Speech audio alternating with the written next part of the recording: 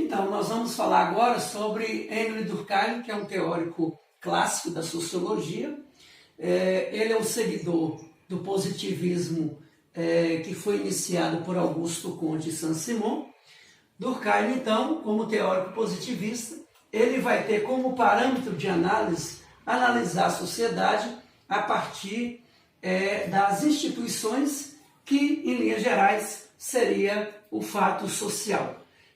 Quais são as instituições? A família, a escola, a igreja, o exército, as regras jurídicas, as regras morais, as regras religiosas. Tudo isso aí seria, então, fato social para Durkheim. Ou seja, eu não penso, você não pensa, nós não pensamos. A sociedade pensa por nós, ou seja, as instituições elas são mais fortes do que nós. Assim, então, as instituições elas têm mais força, mais poder de domínio sobre cada um de nós. E, então, nós podemos dizer assim, que essa bola maior seria a sociedade e essa bola menor, ou aqui, esse desenho aqui, seria o indivíduo. Então, o indivíduo é menor do que a sociedade, do que as instituições. Portanto, elas que nos governam. Então, as instituições é que nos governam. Nós vamos ver em Weber que é o contrário, que as ações dos indivíduos elas que vão repercutir na sociedade. Em Durkheim é o contrário. Né? A sociedade ou as instituições elas são mais fortes do que os indivíduos. Ok. Então, ela tem três características interessantes, o fato social, que seria coercitivo. Ele é extremamente coercitivo, ou seja, torna-se obrigatório as nossas atitudes.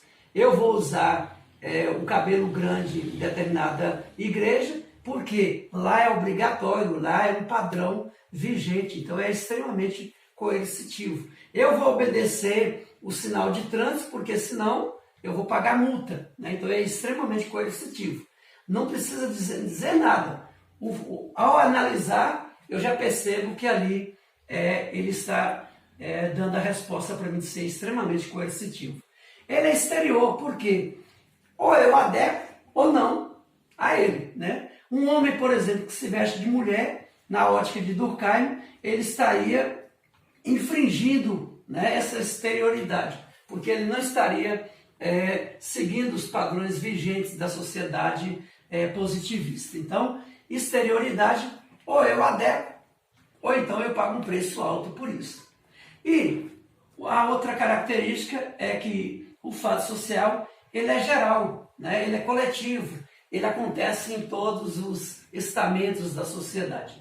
Então, em linhas gerais, nós podemos dizer que Émile Durkheim é um teórico da regra e das normas. Ele compreende a sociedade a partir de uma moral. Né? Então, a sociedade ela segue um padrão de moralidade. Então, nós não podemos sair da faixa, vamos dizer assim, seria a linha de pensamento de Durkheim. Portanto, um teórico extremamente importante que vai fazer a sociologia ter um caráter mais científico.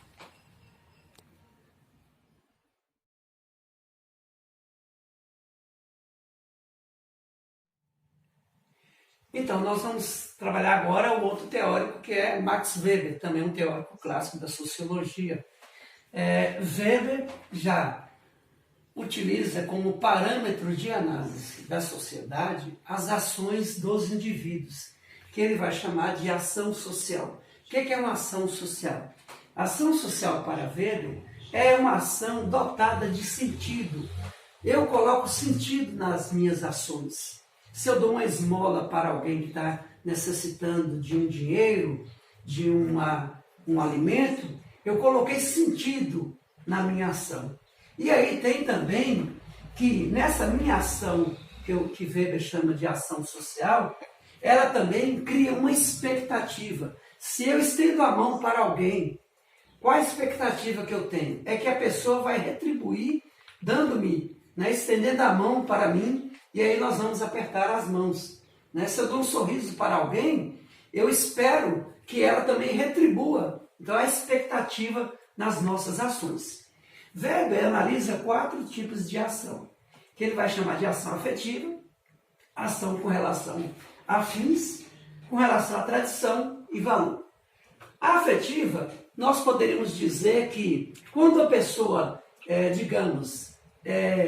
mata alguém do ponto de vista do crime passional, que seria por inveja, por ciúme, né, por medo, normalmente entra nessa ação aqui, que é a ação afetiva de Weber. Então, Weber, na ação afetiva, nós poderíamos dizer que o crime passional se enquadra perfeitamente nessa linha de pensamento aqui de Weber. Então, a ação social afetiva diz respeito a tudo que entra ciúme, inveja, medo, orgulho, né? Então, você tem essa ação aí social de Weber do ponto de vista afetivo.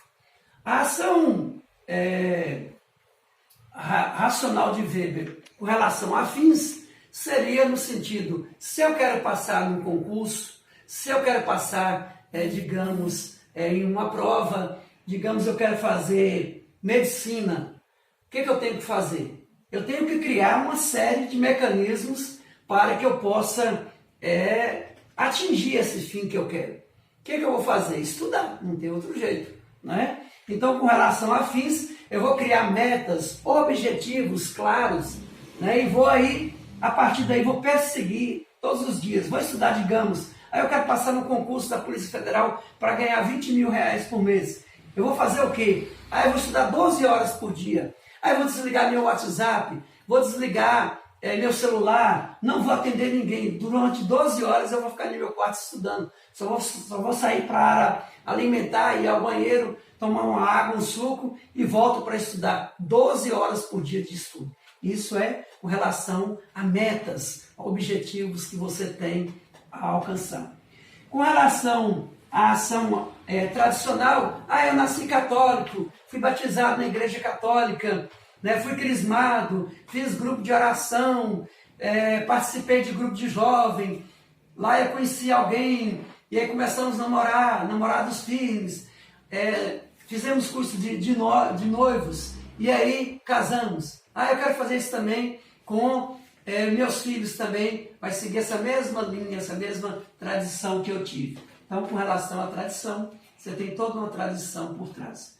E valor é igual à afetiva, ela é muito perigosa, porque ela vai numa linha muito de valores que as pessoas têm com determinados grupos. Por exemplo, o valor que os muçulmanos, tipo Osama Bin Laden, dão, né, e deram valor para o Alcorão. Então, por exemplo, Osama Bin Laden, ele se enquadraria perfeitamente nessa ação social por valor, porque ele seguiu à risca, assim como a cultura dos muçulmanos, a religião do Alcorão, e aí automaticamente, então, como lá na religião prega, né, na Bíblia deles lá prega o valor a Alá, eles então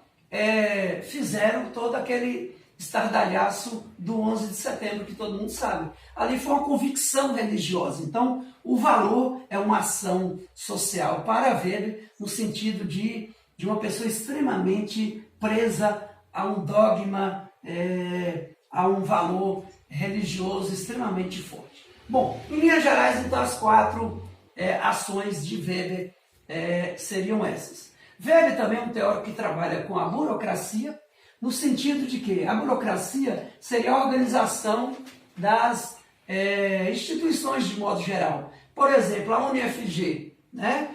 Qual a burocracia que lá tem? Lá tem secretaria, lá tem setor financeiro, lá tem a CPP, que atende alunos e professores, lá você tem as coordenações de curso, lá você tem o RH, lá você tem todo um aparato, né, de forma que você racionaliza o ambiente. Então, a linha de pensamento de Weber para a burocracia seria você tirar a pessoalidade, para que houvesse uma separação entre público do privado.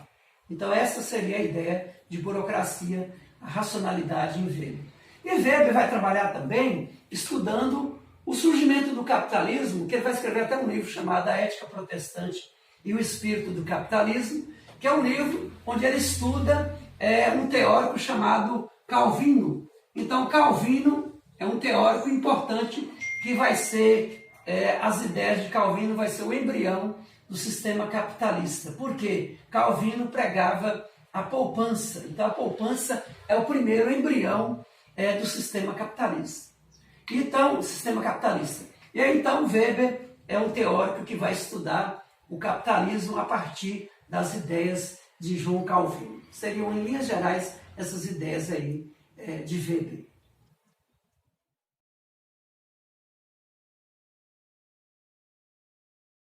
Qual é o parâmetro de análise de Karl Marx? Karl Marx vai debruçar o seu olhar sobre a sociedade estudando a luta de classes entre os donos dos meios de produção, que seria o capitalista, esse cara aqui, versus, que aqui é a luta de classes, entre os donos dos meios de produção, que seria o empresário, o empregador, versus o trabalhador, que a única coisa que ele tem a seu favor é a força de trabalho. Então, na ótica do capitalista, ele enxerga o trabalhador como uma mercadoria, entre aspas. Né? Otaviano vende aulas. Então, a mercadoria que eu tenho para o capitalista são as minhas aulas. Né? E alguém compra. Então, essa seria, em linhas gerais, o parâmetro de análise de Karl Marx. Ele vai chamar também de relações antagônicas, ou seja, por que relações antagônicas? Porque os interesses são opostos. Os interesses, enquanto os trabalhadores querem uma jornada menor de trabalho e também participação nos lucros, o capitalista quer expropriar, quer sugar, tirar, né, arrancar do trabalhador mais e mais lucro, ou seja, que ele vai chamar de mais-valia. É o lucro que o capitalista retira do trabalho do trabalhador. Né? Então, com esse excedente, que é a mais-valia, o lucro, o capitalista tem a seu favor também, né, um capital de giro, que seria esse lucro, então ele vai investir em inovações. Por exemplo, digamos que João é dono de uma indústria, né, que agora está em alta, que é a indústria de álcool e açúcar lá no Nordeste, principalmente lá no Recife. E aí ele ficou sabendo que um pesquisador lá do ITA, Instituto Tecnológico de Aeronáutica, lá de São José dos Campos, inventou uma máquina que substitui 400 braços. Automaticamente, se ele tem recursos, ele vai fazer o quê? Ele vai estar investindo de comprar essa inovação, essa máquina lá que substitui 400 braços, e ele ainda tem a seu favor ainda o quê? Um exército de reservas, ou seja, um exército de pessoas desempregadas. Né? Então, o exército de reserva seria de pessoas desempregadas. Marx também vai trabalhar com o conceito de socialismo, comunismo, que, infelizmente, depois vai ser deturpado por alguns líderes que nós sabemos, né? Já vimos isso na história, como Lenin e Trotsky lá na União Soviética, você vai ter Mao Tse-tung, né, lá na China. Então você vai ter vários exemplos de comunismo e socialismo no mundo inteiro. E tem também dois conceitos que ele trabalha que é extremamente importante, que é o conceito de alienação e ideologia. O conceito de alienação, né, que seria uma falsa ideia que você vai ter. Né? Então, a alienação, fulano é alienado. Né? Então, a alienação é terrível numa sociedade como estamos vivendo. E a ideologia, em sua maioria, ela é uma ideologia entre dominador e dominado. É uma ideologia que perpassa para nós o tempo inteiro a ideologia do dominador. Então isso aconteceu demais e acontece até os dias de hoje. se você analisar que a ideologia, por exemplo, do europeu sobre os índios aqui no Brasil, sobre os negros, entre N exemplos. E alienação, você tem alienação dos meios de comunicação social, alienação religiosa, alienação em vários segmentos da sociedade. Então, em linhas gerais, Karl Marx é um teórico do combate, ele é um teórico do enfrentamento, é o contrário de Durkheim. Enquanto Durkheim quer que os sujeitos sejam extremamente como se fossem marionetes na mão do Estado, aqui em Karl Marx ele já é um sujeito que ele tem o poder dele ser sujeito da ação e não se sujeitar à ação de terceiros ou à ação do Estado.